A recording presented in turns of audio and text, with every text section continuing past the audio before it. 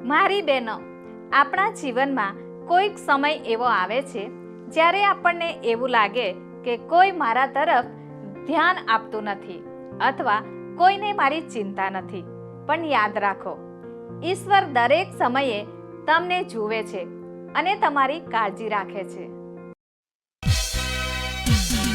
આશાવાન નારીઓ, અમે આશાવાન નારીઓ, આશાવાન નારીઓ, અમે આશાવાન નારીઓ. વચન અમારું જીવન, પ્રાર્થના મારી ધડકન, કરવી છે સ્તુતિ હરદમ. આશાવાન નારીઓ, આશાવાન નારીઓ. મારી વાલી બહેનો, આશાવાન સ્ત્રીઓ કાર્યક્રમના એક નવા એપિસોડમાં આપ સર્વનું સ્વાગત છે. આજથી આપણે એક નવી શ્રેણીની શરૂઆત કરીશું. તેનો વિષય છે ઈશ્વરના વિવિધ નામો. બાઇબલમાં ઈશ્વરના વિવિધ નામોની નોંધ કરવામાં આવી છે. તે દરેકની પાછળ એક મર્મ અથવા ઊંડો અર્થ રહેલો છે. તે સંબંધી આપણે આ કાર્યક્રમમાં વિગતવાર અભ્યાસ કરીશું. મને આશા છે કે તે દ્વારા તમે ઈશ્વરને વધારે નજીકથી ઓળખી શકશો. પ્રિય બહેનો, સલામ. આપણા દરેકના જીવનોમાં એવા સમયો આવે છે જ્યારે આપણને લાગે છે કે આપણને કોઈ જોતું નથી. સ્ત્રીઓ તરીકે આપણે ઘણી જવાબદારીઓ, ફરજો અને બંધનો સાથે સંઘર્ષ કરીએ છીએ. માતાઓ કે પત્નીઓ તરીકે કોઈના ધ્યાનમાં ના હોય એવી સ્થિતિમાંથી પસાર થઈએ છીએ, જ્યારે આપણી લાગણીઓ વિશે ગેરસમજ કરાય છે અને આપણી મહેનતની કદર થતી નથી. સાચી વાત છે. કેટલીક વાર આપણને એવું પણ લાગે છે કે ઈશ્વરે પણ આપણને મૂકી દીધા છે. આપણને થાય છે કે આપણી પ્રાર્થનાઓ, આશાઓ અને ઈચ્છાઓ ધ્યાન પર લેવાતી નથી અને સાંભળવામાં આવતી નથી. આપણા જીવનમાં કોઈ સમય એવો પણ હોય છે જ્યારે આપણને લાગે છે કે આપણે વિશ્વના ધ્યાનમાં નથી. આપણે તજાયેલા, એકલા અને અલગ પડી ગયેલા છીએ. મારી બહેનો, આવા જ સમયે આપણે યાદ રાખવાનું છે કે આપણે જ્યાં છીએ ત્યાં ઈશ્વર આપણને જોઈ રહ્યા છીએ. હા બહેનો, આ વાત બહુ અગત્યની છે. સ્ત્રીઓ તરીકે જીવનની ગમે તે ઉંમરે અથવા સ્થાને આપણને જોવામાં આવે કે સ્વીકારવામાં આવે એવું આપણે ઈચ્છીએ છીએ. ખરી વાત ને? આપણા જીવનોમાં એવા ઘણા સમયો હોય છે કે જ્યારે આપણને એવું લાગે છે કે આપણે ભૂલાઈ ગયા છીએ. પણ આવા સમયમાં આપણે બાઇબલ તરફ અથવા ઈશ્વરના વચન તરફ પાછા ફરવાનું છે. આપણે ઈશ્વરની દ્રષ્ટિથી પોતાની જાતને અને જગતને જોતા શીખવાનું છે. પણ તે સર્વ ઉપરાંત આપણે ઈશ્વરને જોવાના છે કે તે ખરેખર કોણ છે. તેથી જ આવનાર થોડા સપ્તાહ દરમિયાન આપણે ઈશ્વરના નામો અને આપણા માટે તેઓના અર્થ વિશે શીખવાના છીએ અને શોધ કરવાના છીએ. પવિત્ર શાસ્ત્ર બાઇબલમાં ઈશ્વરને વિવિધ નામો વડે સંબોધવામાં આવ્યા છે. તેમને અપાયેલા કેટલાક નામો બાઇબલમાંની વ્યક્તિઓએ તેમને આપ્યા છે, જ્યારે અન્ય નામો એવા છે કે જે તેમણે પોતે પોતા માટે કહ્યા છે. પણ દરેક નામ ઈશ્વરના ચારિત્રનો એક ભાગ વર્ણવે છે. એકદમ સાચી વાત છે. મારી વાલી બહેનો, આજે આપણે એક સ્ત્રી વિશે વાતચીત કરવાના છીએ જેણે ઈશ્વરને એક નામ આપ્યું. તે કોઈ અધિકારી કે વિશેષ લાયકાત ધરાવનાર વ્યક્તિ ન હતી. તે કોઈ પ્રબોધિકા કે યાજક ન હતી. તો તે કોણ હતી? તે તો ઇબ્રાહિમની પત્ની સારાની એક મિસ્રી દાસી હતી. તેની વાત ઉત્પત્તિના 16મા અધ્યાયમાં નોંધવામાં આવી છે. ઉત્પત્તિ 16માં હાગાર ઇબ્રાહિમથી ગર્ભવતી બન્યા પછી સારાના તેના પ્રત્યેના કઠોર વર્તનને લીધે નાસી જાય છે. પ્રાચીન સમયમાં જે પત્ની બાળકને જન્મ ના આપી શકે તે પોતાના પતિને માટે પોતાની દાસીની વ્યવસ્થા કરે તે સામાન્ય હતું, જેથી કુટુંબને વારસદાર મળી રહે. સારાને બાળક નહોતું, તેથી તેણે આવું આયોજન કર્યું જેથી તેને પોતાની દાસી હાગાર દ્વારા ઇબ્રાહિમથી બાળક થાય. ઇબ્રાહિમે સારાની વાત માની, પણ સારા અને હાગાર એકબીજાને ધિક્કારવા લાગ્યા. ઇબ્રાહિમે પોતાની પત્નીને તેની ઈચ્છા મુજબ કરવા અધિકાર આપ્યો. સારાનો ક્રોધ સમય જતાં વધુ ગાઢ બન્યો અને તે હાગારને હેરાન કરવા લાગી.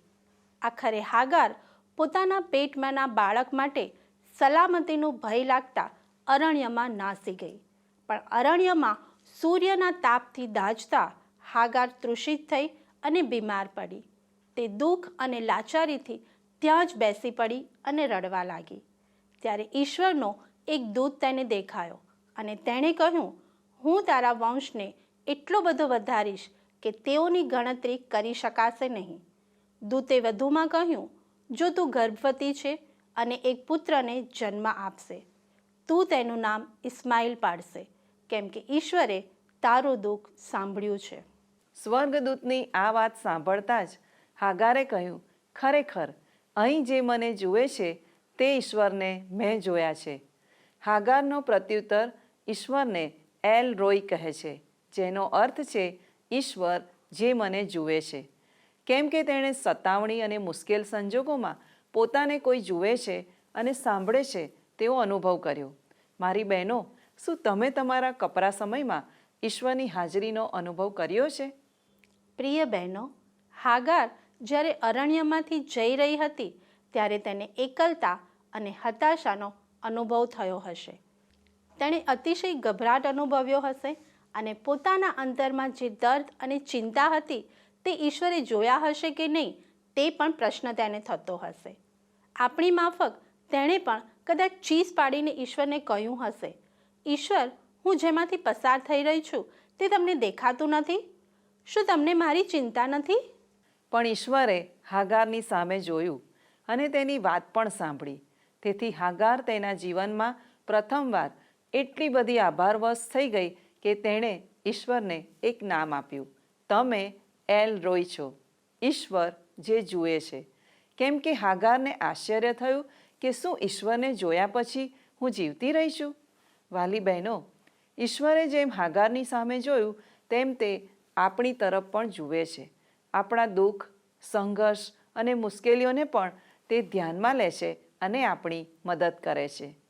પ્રિય બહેનો, ઈશ્વરે હાગારને એક દીકરો આપ્યો અને તેનું નામ ઇસ્માઇલ પાડ્યો. તેના નામનો અર્થ છે ઈશ્વર સાંભળે છે. શું આ એક અદ્ભુત વાત નથી? આપણે તે સમજવું જરૂરી છે કે જેમ ઈશ્વરે હાગારને જોઈ તેમ તે આપણને પણ જુએ છે. આપણા નાના મોટા બાળકો સાથે આપણને સંઘર્ષ કરતા તે જુએ છે. બીમારીઓ અને નબળાઈઓથી આપણે દબાયેલા હોઈએ તે પણ ઈશ્વર જુએ છે. તે આપણા જીવનમાં આવતી હતાશાઓ, આપણા નિર્ણયો અને આપણા કામ ધંધાને પણ જુએ છે. સાચી વાત છે. એલ રોય એવા ઈશ્વર છે જે આપણા માથા પરના વાળને ગણે છે અને આપણા દરેક આંસુની ગણતરી કરે છે. તે આપણા સંજોગોની દરેક વિગત જાણે છે. જ્યારે આપણે એલ રોય એવા ઈશ્વરને પ્રાર્થના કરીએ છીએ ત્યારે આપણે જે ઈશ્વર આપણા વિશે બધું જ જાણે છે તેને પ્રાર્થના કરીએ છીએ. આપણું સૌથી વધુ ધ્યાન રાખતા માતા પિતાને પણ આરામની જરૂર પડે છે, પણ આપણા આકાશમાંના પિતા કદી આંખ બંધ કરતા નથી. એલ રોય ઈશ્વર જે બની રહ્યું છે તેનું સંપૂર્ણ ધ્યાન રાખે છે. તે બધું જ જુએ છે. કેટલી અદ્ભુત આ વાત છે. ગીતશાસ્ત્ર 139 અને 16 મુજબ દાઉદ રાજા પણ ઈશ્વરને એલ રોય તરીકે ઓળખતા હતા. ઈશ્વર સર્વ જોનાર છે તે સમજ્યા હતા. ઈશ્વરે આપણી રચના કરી છે અને આપણા શરીરના દરેક અંગોને તે જાણે છે. તે ફક્ત આપણને જોતા જ નથી, પણ આપણી જિંદગીના સર્વ દિવસોમાં તે આપણી સાથે રહે છે. આવા ઈશ્વર પર શું આપણે ભરોસો રાખીએ છીએ? તોફાનોમાં સાથે રહેનારો છે મારો પ્રભુ, મારી સાથે છે. તોફાનોમાં સાથે રહેનારો છે મારો પ્રભુ, મારી સાથે છે. મૃત્યુની છાયા તણી ખીણમાં, મૃત્યુની છાયા તણી ખીણમાં મારો પ્રભુ મારી સાથે છે. તોફાનો સાથે રહેનારો છે. મારો પ્રભુ મારી સાથે છે.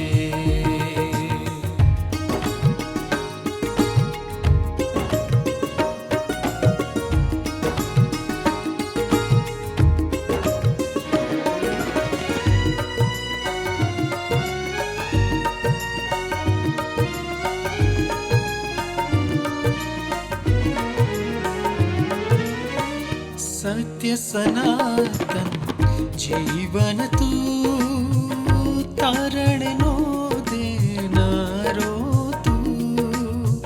સત્ય સનાતન જીવન તું, તારણનો દેનારો તું.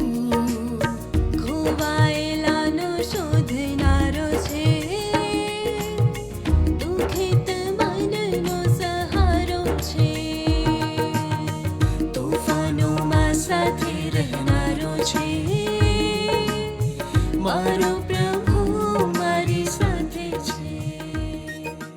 વાલા દર્શકો, આપ નિહાળી રહ્યા છો કાર્યક્રમ આશાવાન સ્ત્રીઓ. હાગારના જીવન પરથી આજે આપણે શીખી રહ્યા છીએ કે ઈશ્વર એલ રોય છે, જે આપણને જુએ છે. જો આપણે ઈશ્વરને એલ રોય તરીકે જાણતા હોય તો આપણે તેમના પર શંકા કેવી રીતે કરી શકીએ? ઈસુમાં આપણી જરૂરિયાત પૂરી કરવામાં આવે છે તો પણ આપણે તેની પાછળ કેટલો બધો સમય અને શક્તિ ખર્ચીએ છીએ. જ્યારે આપણે ઈસુ પર વિશ્વાસ કરીએ છીએ ત્યારે આપણી આંખો વિશ્વાસમાં ખુલે છે અને પ્રથમવાર આપણે સ્પષ્ટ રીતે ઈશ્વરને જોઈએ છીએ. હાગારની જેમ આપણે પોકારી ઉઠીએ છીએ, હવે મેં જે મને જુએ છે તે ઈશ્વરને જોયા છે. મિત્રો, હવે આપણે હાગારની નાસી જવાની બાબતને સમજી શકીએ છીએ. સમય અને ઘડીઓ મુશ્કેલ અને અશક્ય હોય છે. આપણે તે ઘણીવાર અનુભવ્યું છે. પણ એલ રોયના નામમાં આપણને ખબર પડે છે કે આપણા સૌથી નબળા સમયમાં પણ ઈશ્વર આપણને જુએ છે. ઈશ્વર આપણું દર્દ ધ્યાનમાં લે છે. તે આપણો પોકાર સાંભળે છે. આપણે કદી એકલા નથી, કેમ કે આપણે જેમની સેવા કરીએ છીએ તે ઈશ્વર આપણને જુએ છે.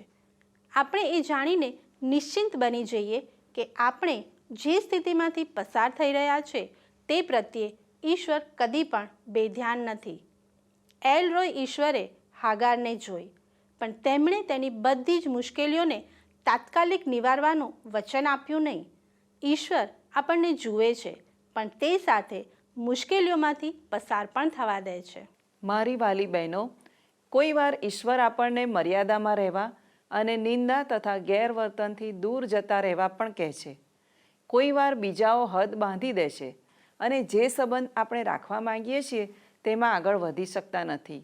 અન્ય પરિસ્થિતિમાં ઈશ્વર આપણને થોભવા, રોકાવા અને ટકી રહેવા કહે છે. તે આપણને તેમના વચનો પર આધાર રાખીને નવા દ્રષ્ટિબિંદુ સાથે મુશ્કેલ દાંપત્ય જીવનમાં, નોકરી ધંધાની સ્થિતિમાં અથવા મંડળીના ઘર્ષણમાં પણ ટકી રહેવા જણાવે છે. મારી બહેનો, જ્યારે આપણે ઘણા આંસુઓ પાડીએ છીએ ત્યારે આપણને શું દુઃખ છે તે ઈશ્વર જાણે છે.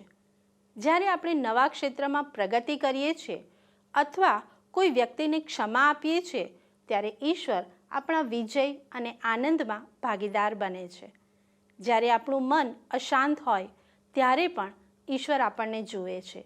જે દરેક સંકટનો આપણે સામનો કરી રહ્યા છીએ તેને ઈશ્વર તાત્કાલિક દૂર નહીં કરી દે, પણ તેમની હાજરી વિશે આપણને કદી શંકા રહેશે નહીં.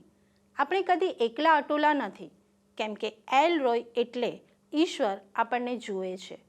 ઈશ્વર આપણા સંઘર્ષોને જુએ છે. જ્યારે આપણે નબળા પડીએ છીએ ત્યારે આપણે ઈશ્વરનું સામર્થ્ય અને દિલાસાને અનુભવીએ છીએ. મિત્રો, કેટલીક વાર આપણે કોણ છીએ તે લોકો જુએ એમ આપણે ઈચ્છીએ છીએ, પણ કેટલીક વાર આપણા કુટુંબના માણસો પણ તેમાં નિષ્ફળ જાય છે. શું તમારા જીવનમાં આવી ઘડીઓ, દિવસો કે મહિનાઓ આવ્યા છે જ્યારે કોઈ તમારું દુઃખ જુએ છે કે નહીં તેનું તમને આશ્ચર્ય થયું હોય? ઈશ્વર આપણી બૂમો અને આપણી પ્રાર્થનાઓ સાંભળે છે તે વિશે શું તમને આશ્ચર્ય થયું છે? હાગાર ઈશ્વરને કેવી રીતે મળી તે વિશેની તેની સાક્ષી આપણ સર્વને યાદ કરાવે છે કે ઈશ્વરની દ્રષ્ટિ કદી આપણને છોડતી નથી અને તેમના કાન હંમેશા આપણું સાંભળવા તત્પર હોય છે. ખરેખર આ બહુ ઉત્તેજનદાયક વાત છે. આપણે કેટલી સખત મહેનત કરીએ છીએ તે ઈશ્વર જુએ છે. આપણે આપણા બાળકોની કાળજી અને કુટુંબની કાળજી રાખવા કેટલો બધો શ્રમ કરીએ છીએ તે ઈશ્વર જુએ છે. આપણા કામ ધંધા આપણે ઉત્તમ રીતે કરીએ છીએ કે નહીં તે ઈશ્વર જુએ છે. આપણે જે બોજ ઉચકીએ છીએ તે ઈશ્વર જાણે છે. ઈશ્વર આપણી સફળતાઓથી આનંદ પામે છે અને ગર્વ અનુભવે છે.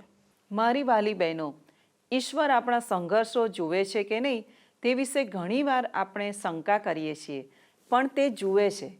આપણે સર્વ તેમની યોજનાનો ભાગ છીએ. માથી 10:29-31 બાઇબલ કહે છે, જો ઈશ્વર નાની સામાન્ય ચકલીની સંભાળ રાખે છે તો આપણી સંભાળ તો તે ચોક્કસ રાખશે. ઈશ્વરે જે મુશ્કેલ બાબતો કરવા આપણને બોલાવ્યા છે તે તેમની સહાયથી આપણે કરી શકીશું. દરેક પગલાં ભરવા માટે જે જરૂરી છે તે વડે ઈશ્વર આપણને સજ્જ કરશે. મિત્રો, આ સમયે એક કાવ્યના શબ્દોને હું આપની સમક્ષ વાંચવા માંગુ છું. તેને બહુ ધ્યાનથી સાંભળશો એવી મારી વિનંતી છે. શું તમે ચિંતાતુર છો? ઈશ્વર તમને જુએ છે. શું તમે એકલા છો? ઈશ્વર તમને જુએ છે.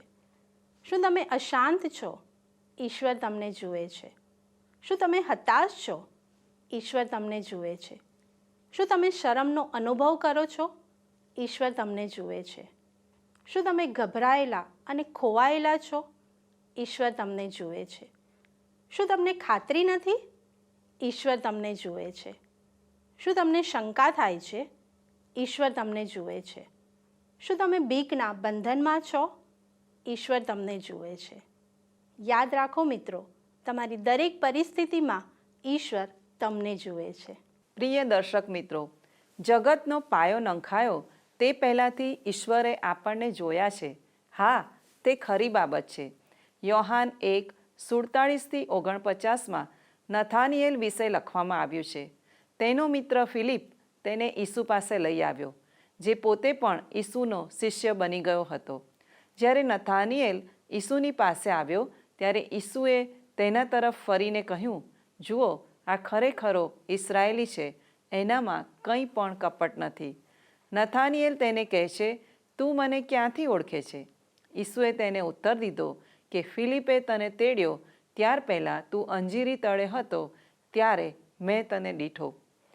નથાનિએલ અંજીરી નીચે પ્રાર્થનામાં સમય ગાળી રહ્યો હતો. તે ગાલિલના કાના ગામનો હતો. તેથી તે મૂસા અને પ્રબોધકો વિશે જાણતો હતો, પણ મસીહ અથવા ખ્રિસ્ત આવી ગયા છે તેની તેને ખબર નથી. તેથી જ્યારે તેણે નાઝરેતના ઈસુને જોવા માટે કહેવામાં આવ્યું ત્યારે તેણે જાતે જ જઈને ઈસુને જોવાનો નિર્ણય કર્યો. ઈસુ તેનું નામ જાણતા હતા અને તેમણે ખરેખર અંજીરના ઝાડ નીચે તેને જોયો.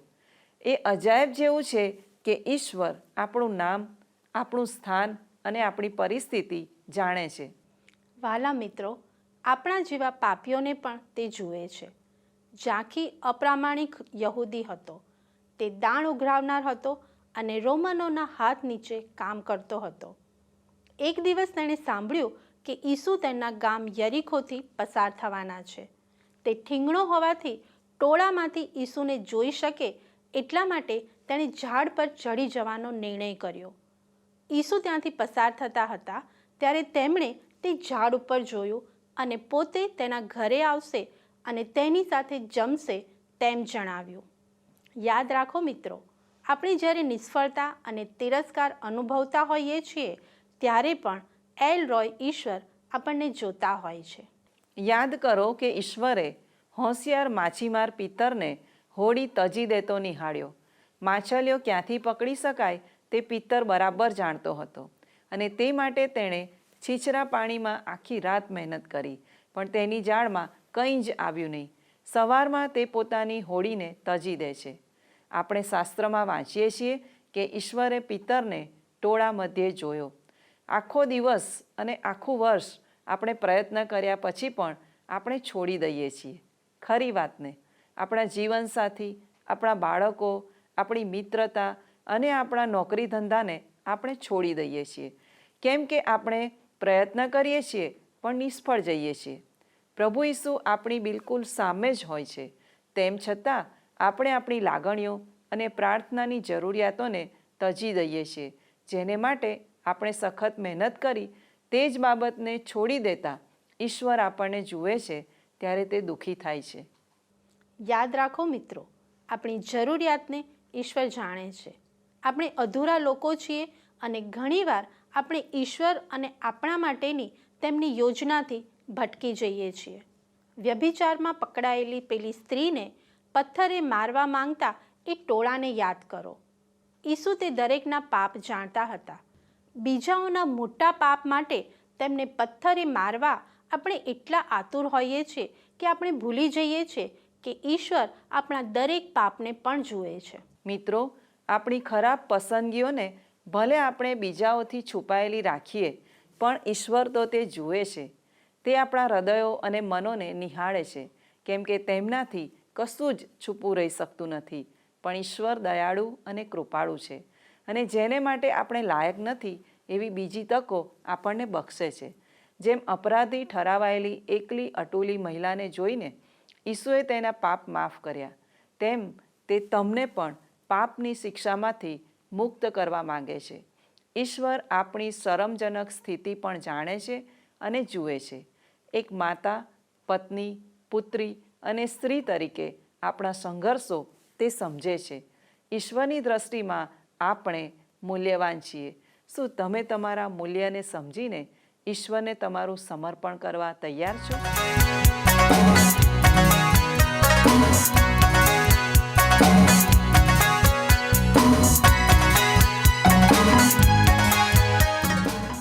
પ્રિય દર્શકો, આ છે કાર્યક્રમ આશાવાન સ્ત્રીઓ. આ સમયે હું હાન્નાને યાદ કરું છું, જે બાળક માટે ઝંખતી હતી. દરેક મહિને અપેક્ષા રાખતી હતી કે તે ગર્ભવતી બને. હાન્નાની મસ્કરી કરાતી અને તેને શરમ લાગતી, પણ તે પોતાનું દુઃખ પ્રભુની પાસે લઈ ગઈ અને પ્રાર્થના કરી અને ઈશ્વરે તેના પર કૃપા કરી. બીજાઓ આપણા વિશે શું કહે છે કે શું વિચારે છે તેનો કોઈ અર્થ નથી, તે યાદ રાખો. આપણે ખ્રિસ્તમાં સંપૂર્ણ છીએ. મારી બહેનો, ઘણીવાર ઈશ્વર આપણને ભૂલી ગયા છે અથવા તે આપણને જોતા જ નથી એવું વિચારવું સહેલું હોય છે. પણ જો આપણી આજુબાજુના આશીર્વાદો તરફ આપણી આંખો ખોલીએ તો દરરોજ આપણે ઈશ્વરની આંગળીની છાપ જોઈ શકીશું. શું તમે કદી તમારી પ્રાર્થનાઓ નોટબુકમાં લખો છો? જો હા, તો વર્ષો પહેલાંની તમારી નોટબુક તરફ નજર નાખો તો તમે સમજી શકશો કે ઈશ્વરે તમારા જીવનમાં શું કર્યું છે.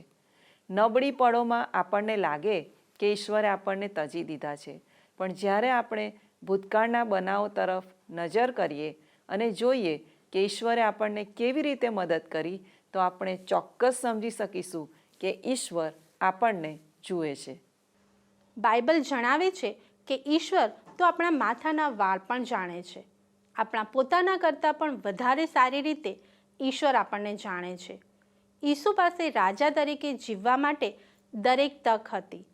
સુખ શાંતિનું જીવન જીવવું અને ફક્ત ઉચ્ચ લોકો, પ્રમુખ યાજકો, ફરોશીઓ અને સાદુકીઓ સાથે સંબંધમાં રહેવું તે ઈસુ કરી શક્યા હોત.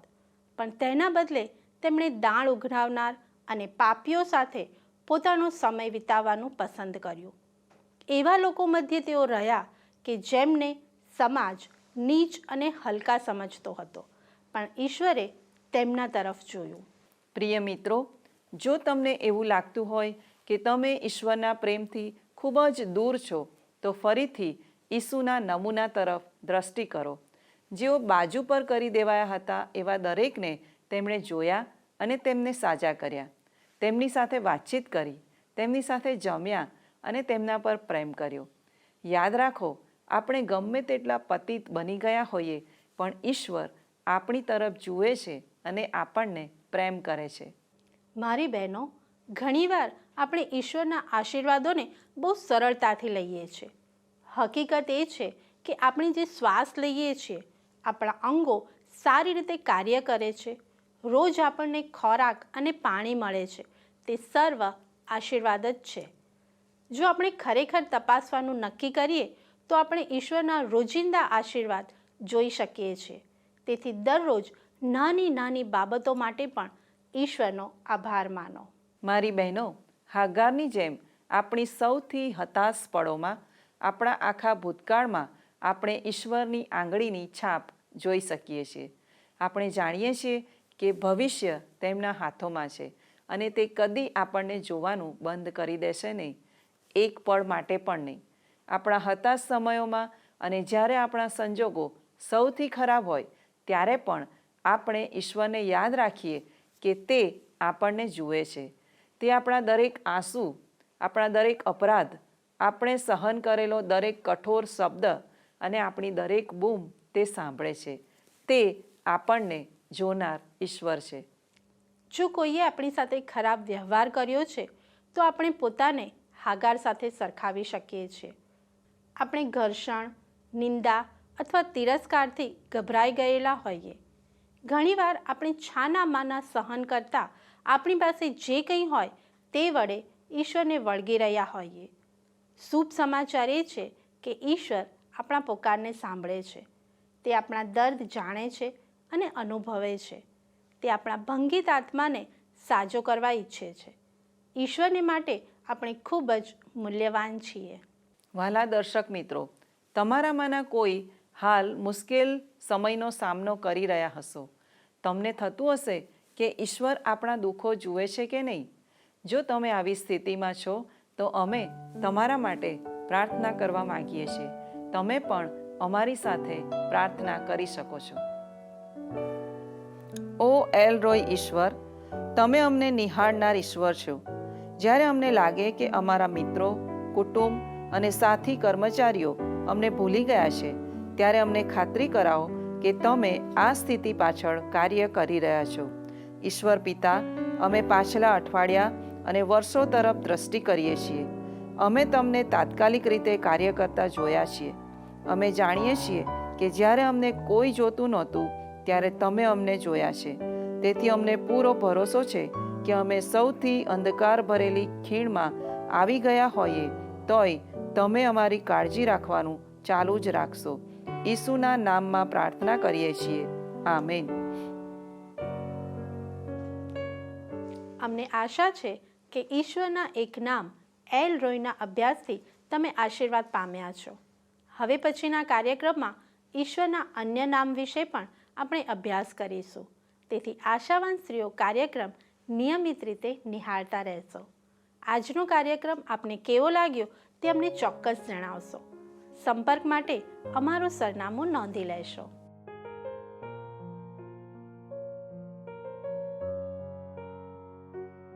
જો આપ ફોનથી અમારો સંપર્ક કરવા માંગો છો તો તે પણ આવકાર્ય છે. તે માટે અમારો ફોન નંબર છે 94 29